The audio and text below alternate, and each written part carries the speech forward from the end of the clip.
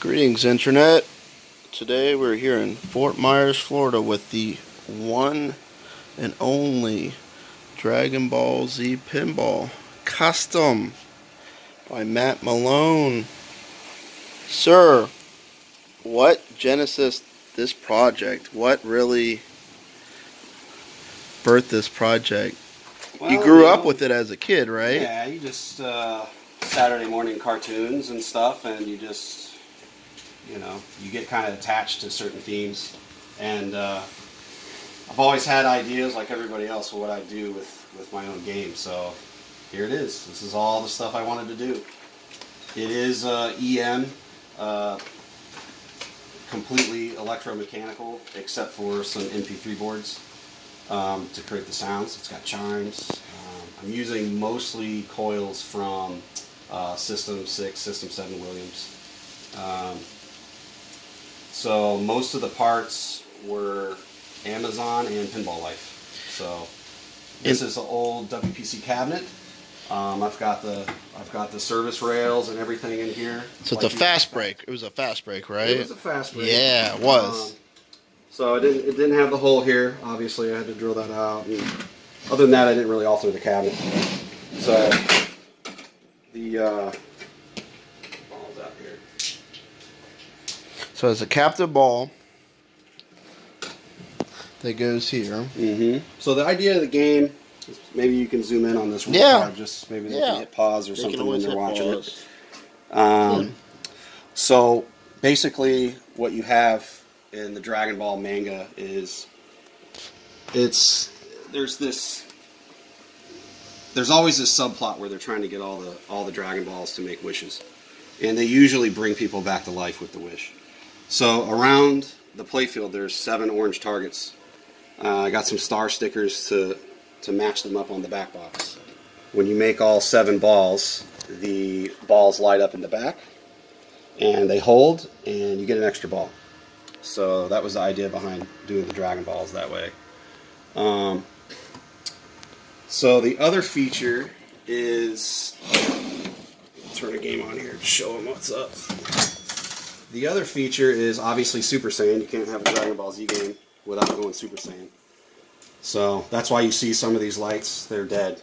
So the game will change out. So when you make these top lanes, you can get back up there by shooting this spinner, come back up, or you can shoot this loop here from the upper area. So we'll just wait till the music settles down. But here's the Dragon Balls if you want to see them light up in the back as you hit targets. So the 7 orange targets. Yep. So they'll light up. Light up the back. Yep. So when all these lanes are made, you shoot up here and you shoot Goku, and the game goes yellow.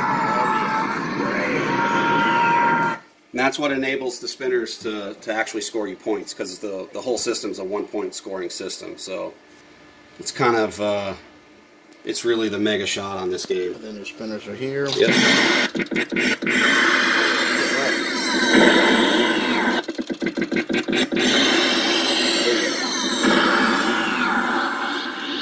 I like the layout. I did 220. Did pretty good. I didn't do the highest score is 309, 308. Wow. I was there when he beat me by 1 point. Wow. And he almost drained out the outlane. Now, my outlanes are kind of funny. They actually decrement a point on the scoreboard. So just a funny little tune there for you. And we'll talk about the sound. So there's 4 speakers here. Yep. Yeah, so let me open this up. Let's look at the back. And also, in the video, we'll explain how it is like an EM. A lot of people don't know what the difference between an EM and a solid state is. It's a relay system. And for a layman, what is an EM, a relay? So a relay is just a bank of switches that pulls in off of a solenoid coil. So basically, a lot of these switches, they have power at the ready at the switch. And when the ball rolls over it, it sends power to the relay, pulls the relay in, which in turn pulls in a lot of other switches. So with this, it's also called ladder logic. With a lot of relays, you can do anything you want. Wow. So here's the back box here. So here's my little speaker board. Got the 4 speakers. These are the MP3 boards. I just picked those up off Amazon. You just put some, just downloaded some sounds off Zedge and put them on an SD card. So the inputs is when certain relays pull in, they just close a dry contact and it just plays a speaker noise. So, and then all of these guys, these are actually relays themselves, but there's some smarts before the relay, and I can program them to delay the turning on of the relay or hold the relay on for a while. So they're not static. There's variables that you can change. Yeah, you can change the timing and adjust some things. Like for instance, the Super Saiyan mode, I can make it 30 seconds, 45 seconds, whatever. So I can kind of change the difficulties around with that. Of course, you know, we have this is kind of the same power supply as Stern uses for the 48 volts. This is a much beefier one. So is it go from 110 to 48? Is that what it's doing? Is pulling the 110 AC to 48 volts. I have it dialed down to 40 volts. Okay. And then it comes over here. I got this from Fast Pinball. This is basically your bucket of power standing by for the coils. If you just hook the coils directly up to this, it'll have such an amp draw on it, it'll think it's a short circuit. Wow. It'll turn off. So you got to have this to filter that power. So this one here is the 12 volts. This runs the LED lights back here that I turned off, the flashers, and all the power for the relays, and all the power for these is also 12 volts. Oh, okay. So, and then we got a transformer here, just for regular pinball lighting, just 110 to 6.3. For the GI. Yep, GI inserts, all that stuff. So, yeah, just kind of went with normal fuse ratings that you see in games for that kind of stuff. And the wiring is very, very clean. It's very explanatory, for kind of self-explanatory. Thank you. You can, it's very, very clean. And then there's the fuse bank. And what is the fuse bank for specifically? Well, the chart's right here, and you got to have fuses. You don't want to start a fire, so. So you can pause the video and you guys can see what that looks like. Very common. Fuses in areas. And so it's the yellow and the sunlight bulbs. I like when that hits. It's game on. It's game on. Yeah, it's a rush to hit the spinners. There we go. I'll just leave that open. What was the first? When did you buy your first pinball machine? I grew up with the Road Kings in the house. Ah. And, I don't know, maybe 7 or 8 years ago I bought a Big Guns and ended up with over 50 games. And I decided that, I'm not liking the pricing of the new games, so I just made my own. That's what kind of pushed me to do it. It saved. I have a lot of money into this, but it did save me money. It kept me busy, so I wasn't always searching for the next machine. And what is your background with electronics and electrician? I work on elevators. I went to a. They put you through a like an apprenticeship schooling program. I wouldn't really call it a trade school, but they put you through an apprenticeship program. You know, there's some classroom environment there. But that took about 4 years, and I've been working on elevators for 15, 16 years. And they're very mechanical, very electrical.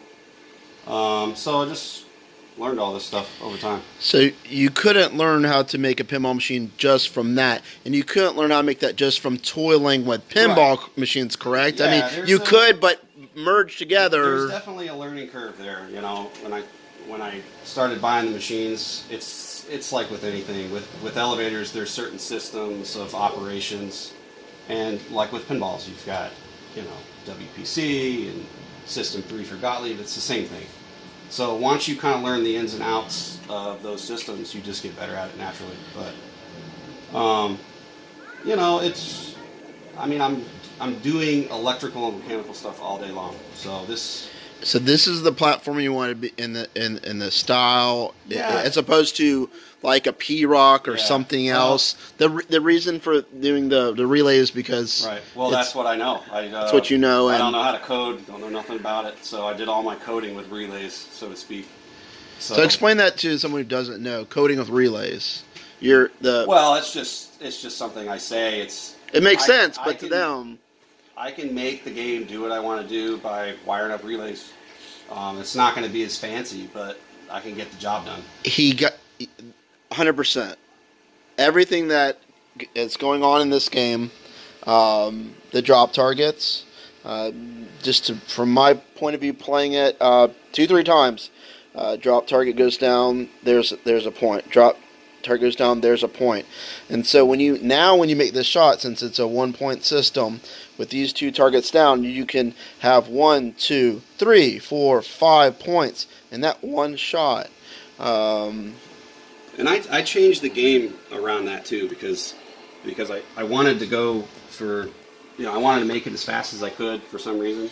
That was like what I had in my head. What do you mean fast? Like the speed of the game? Yeah, this whole thing took me 3 months to do. Wow. So this is 3 months, and I'm not counting like when I come in here for an hour and like tinker with it or whatever. But from start to finish, playable games, 3 months.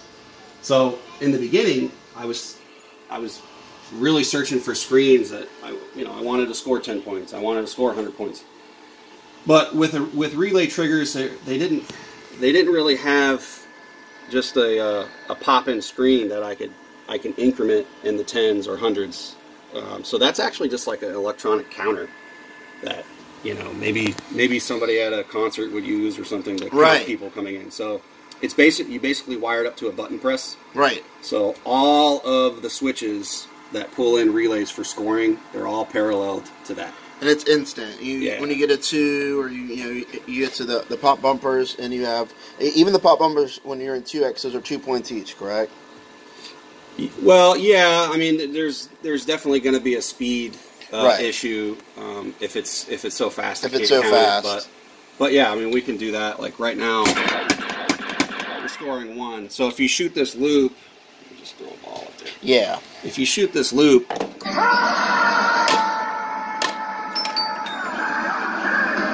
So that pulls in like a 2x scoring feature. And so basically what I do is I have one of these guys down in the bottom, and when the 2x relay is on, it scores a point, but it also, that relay parallels all the scoring in the game to one of those, and it turns that scoring feature on again within like half a second or whatever it is. So, and then there is a magnet here. Yep. Is that all you've got? You caught it and threw it pretty good.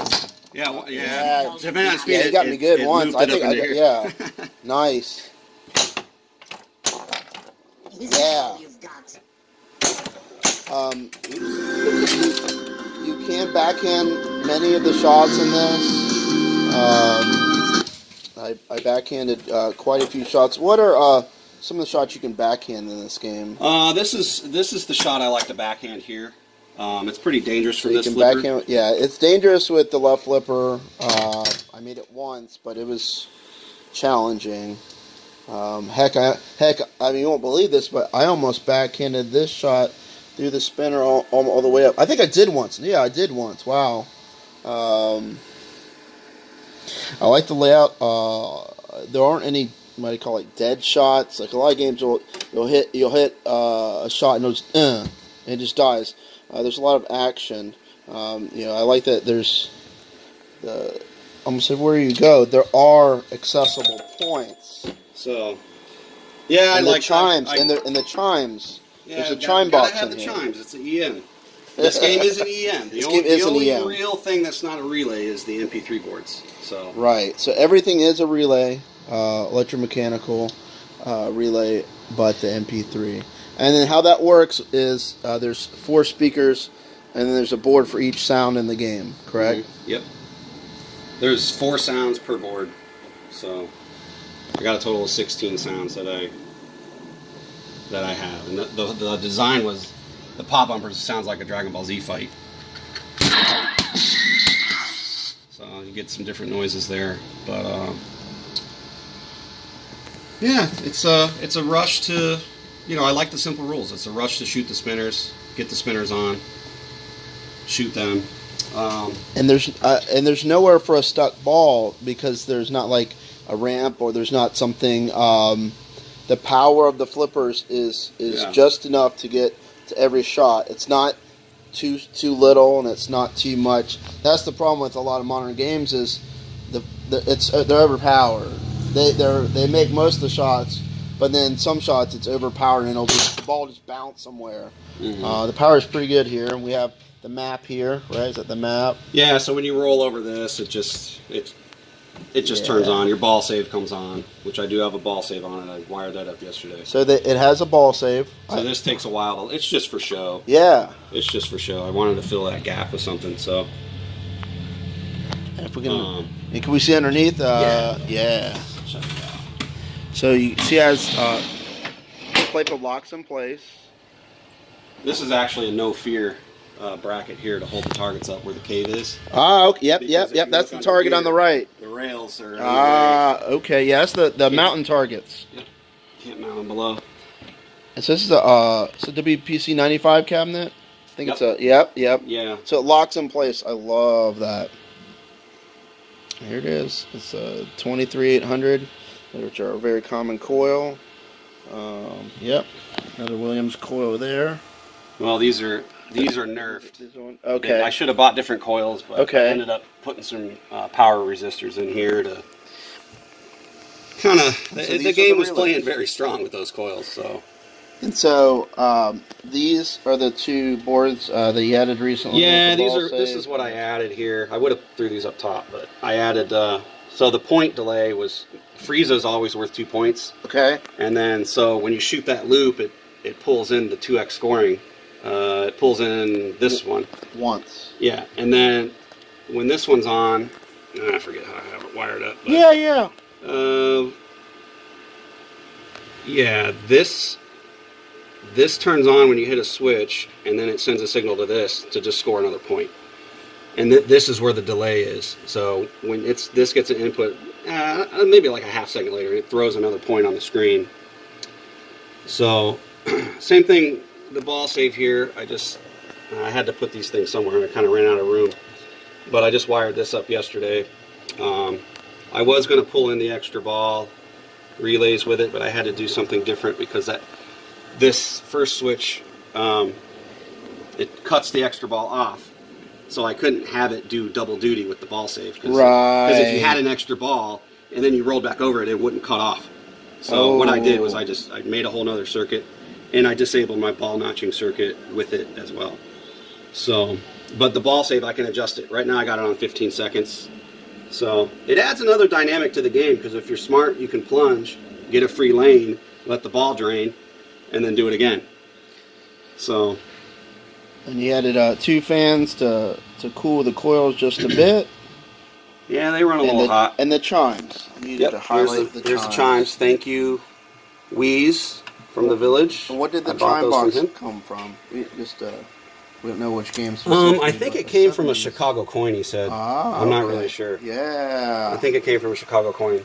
So. And so this game is composed of parts from other collectors in the state, and an accrual of parts over a few years. The chime box was cannibalized from a game I don't know. Okay. And then the ball trough was an old Space Invaders. Old Space Invaders. Trough. Everything else is new. So the rails, the steel rails here. Those are slick. Above. Well, this is just like just something I put on to stiffen the board and hold wires. But these here, I actually put those. I bought those on eBay for knife making steel because it was like the right height.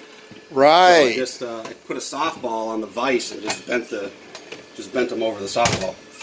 to get the right angles and stuff. And then I just welded some studs on them to attach. That one. That's why there's this, you know, Yep. there's their website. Yeah. There you go. It's a shout out. Yeah, you're part of a pinball machine now. Yep. So thank you, Alpha Knife Supply. Nice. What else? And the gates. Yep, that's Pinball Life. All the Pinball specific pinball parts are Pinball Life. So the posts. Yep. All from Pinball Life. Switches. These are Data East setups. Yeah, there's Data Those East. are the easiest ones. You just drill a big hole. Okay. 2.5 inch hole. You don't have to sandwich them. Right. You just have to take the top cap off and boop, pop them in. So spend a little extra money on those. I think the Williams ones are a little cheaper. But. And this as well. These are as well bent. And then the toys came from That's Amazon. Amazon. So some of you DBZ fans might appreciate the tilt noise on this. Is this thing on? It's over 9,000! Yeah. I don't know how that's going to come out. I didn't, and it should sound just great. Yeah. I didn't tilt.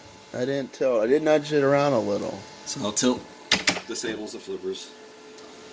Obviously. It actually cuts the scoring out too. But yeah, this is my baby. I've been working on this non-stop, 3 months. So now I'm just in the tinkering phase. I got to send the art home, come up with an art package, and I really like the form factor of it being in a Williams 95 cabinet.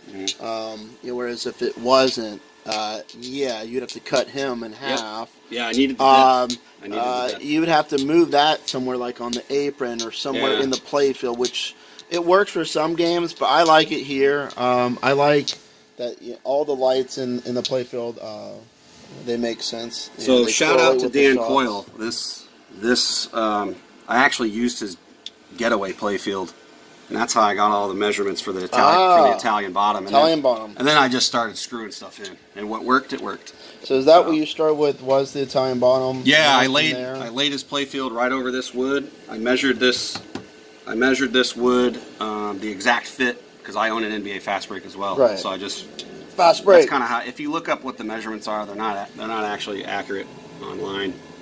And the ball can get stuck here, and you're like, oh, what am I gonna do? Well, you can chill out and then strategize your next shot, because that happened to me a few times. And I strategized well, and he told me to backhand it, so I tried to backhand it more. And did you start this on paper, or drawing this on? Yeah, I started on paper. This is the original.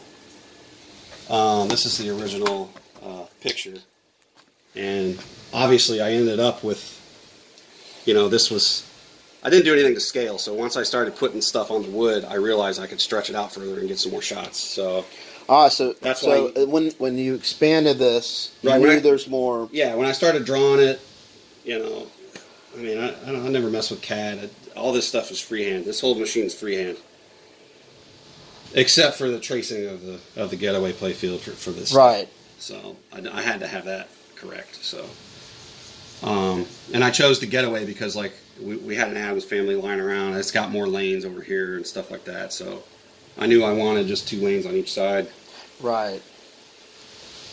and then you did you wired the on paper So before I even started screwing stuff to the wood, right, I drew my circuits. So, and obviously reds are, changes, and I added some stuff here and there. And here's the ball notching circuit. How the lights work and cut out and everything. And so you had most of this written before you started before I even started. Because this was done. I had features ready to go, and I knew I wanted certain things to happen. So, yeah, most of it was written down before I started. I mean, there's some like the circuits I added. Like the extra ball and the... Yeah, they're in the back here. Like some of this stuff I just kind of whipped up together. So nothing you wrote down here didn't translate to the game. It all translated. It all got transferred. So when I wired it up, which took probably 6 hours wiring the bottom board, that was nerve-wracking because you don't know if it's going to work when you turn it on. So Right. I knew some of the stuff would work. In the beginning when I was bench testing the way it was working, I was battling, you know, ball speed and switches getting hit at a very fast speed. Right. Not pulling in relays. So Then they'd I register. had to add caps to the relays, and I experimented with different microfarad ratings and stuff to get them to pull in solid. So the spinners actually have, like most of the relays I got that come in with a ball switch, they have a 220 microfarad. Now the spinners have a 50 because it just changed the way it's scored on the screen, because the spinners are spinning so fast when they initially get hit, the relay just stays on. So as I dropped the farad rating, it would actually start to click at a lesser time. And these are, and then the action in this game and the speed that some of the shots have to register would be impossible in a 1970s game. You'd have to have this. Maybe, I don't know. Like an old school, like Sinbad. You know, steel Sinbad relay. versus the, you know, Eye of the Tiger. Like, you know, there's certain things that you can't do. Right. Yeah. Like that you can't can do hold now. on, you know, there's things resetting ball to ball, And this, you know, this will know if if the bumpers are, you know, hit 1, 2, 3, it won't miss any of the points. It'll register, you know, all the points. Well, there is a speed thing. There's once in a while it won't pick up a point. Oh yeah, You know, a especially point, on this yeah. shot. If you scream it from the left, Yeah, you'll yeah. score 4.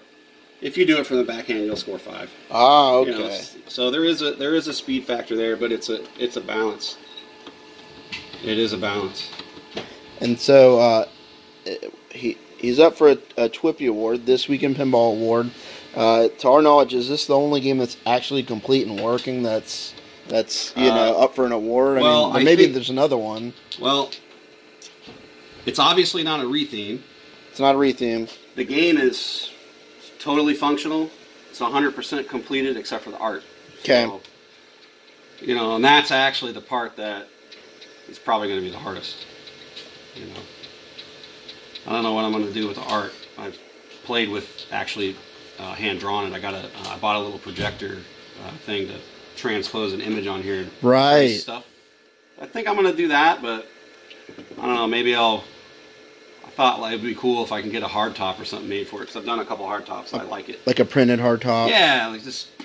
I wouldn't have to take anything off the bottom. That would be pretty cool. That would be the X factor. That would be sweet. And there's a place I can get some plastics made, which shouldn't be too hard. So. And who did the art? Who was the person that? Yep. Big shout out to my buddy Clint Jarrett. He did the Photoshop for me. Yeah. I never messed with it. So. And it shows up really good. Yeah, it in the looks back nice. box. So that's the only outside help I've had with the game was him hooking me up on this translate. So everything else is from my brain. We'll do a little gameplay if you want. Sure. Let's just turn this off because it's in tilt.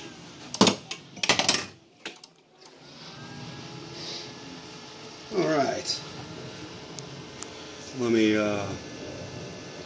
Why don't we turn the music down real quick? I just forget which board it is. Let me hit start real quick and we'll dial that down. All right. So it's the bottom board. That way it's not so loud for you. Right. Because that track comes on Right. every time the out hole fires. What do we got here?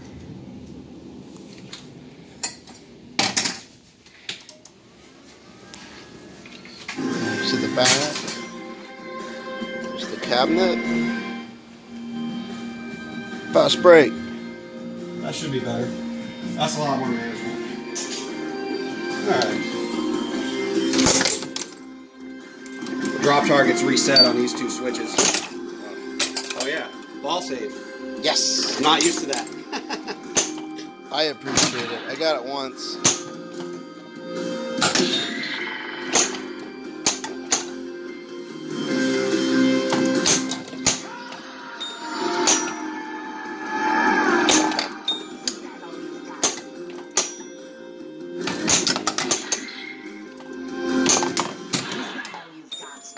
Nice.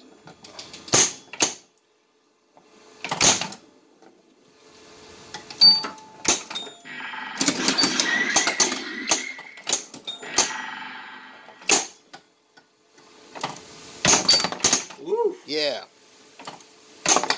Is that all you've got? This is the Kamehameha shot. So the goal was to have a Goku shooting a wave through here. Slick. That's why they're blue, and that's also why they're kind of curved. Ah. Because a lot of times in the manga, his beam is like, it's kind of defying the laws of physics. Nice. Get over there.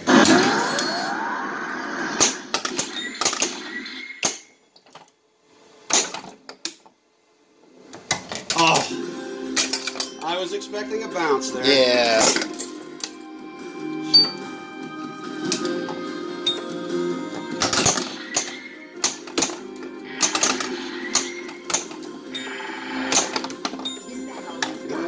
Cheap. There we go. The advantage of a ball save. Oh no! It's right at the end. It didn't work. Just gave that ball away.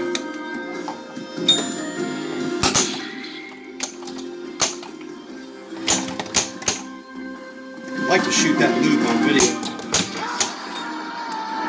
I got squared up pretty good.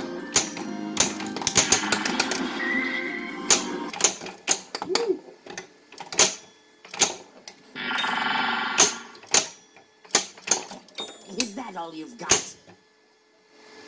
Alright. Is that all you've got? It's over 9,000! Ah. That's it. It's over. Let's try to get that shot over here real quick. I got it lined up.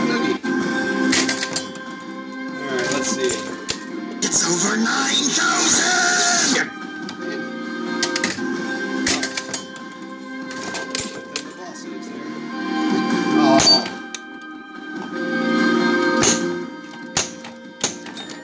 Is that all you've got?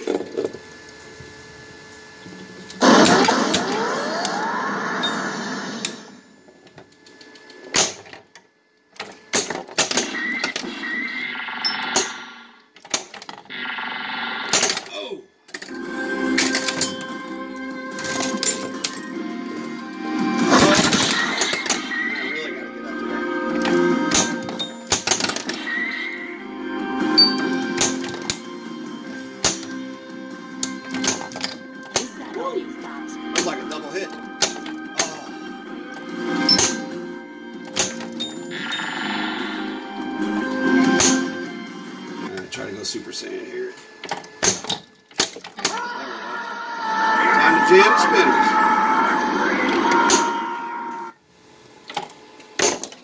Yes! Yeah. Look at those points.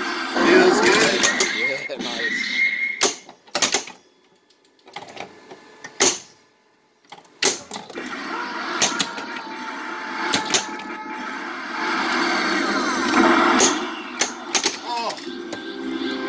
Well,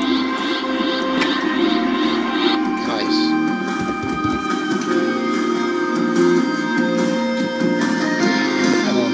And then that's how you get the 2X. And yeah, I've played some custom games. Like I've played Spaceballs, yeah. which is neat for what it is, like clips from the movies.